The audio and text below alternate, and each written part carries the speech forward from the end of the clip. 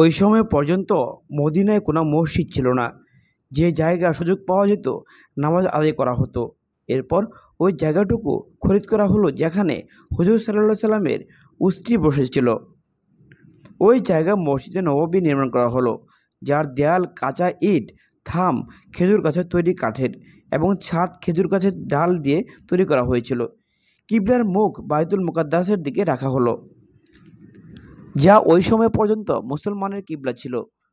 মসজিদের সাথে দুটি হুজরা ক্ষুদ্র কক্ষ তৈরি করা হলো, একটি হজরত আয়েশা রাদিয়াল্লাহু আনহার জন্য, দ্বিতীয়টি হজরত সাউদা রাদিয়াল্লাহু আনহার জন্য। এরপর হুজুর সাল্লাল্লাহু আলাইহি সাল্লাম তার আত্মীয়স্বজনকে আনার জন্য এক ব্যক্তিকে মক্কায় পাঠালেন। ওই সময় হজরত সিদ্দিকে আকবর রাদিয়াল্লাহু আনহু তার সমস্ত পরিবারবর্গকে মদিনায় ডেকে আনলেন।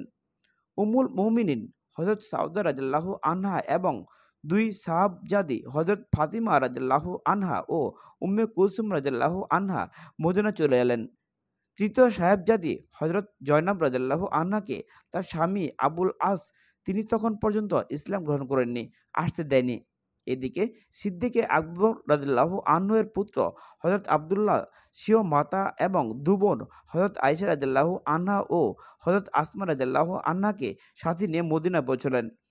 এখন মক্কা শুধুমাত্র কয়েকজন মুসলমান রইলেন, যাদের সফর করার ক্ষমতা ছিল না, বরং কিছু এমন লোকও সেখান থেকে চলে এসেছিলেন যারা পথিমধ্যেই মৃত্যুবরণ করেছেন।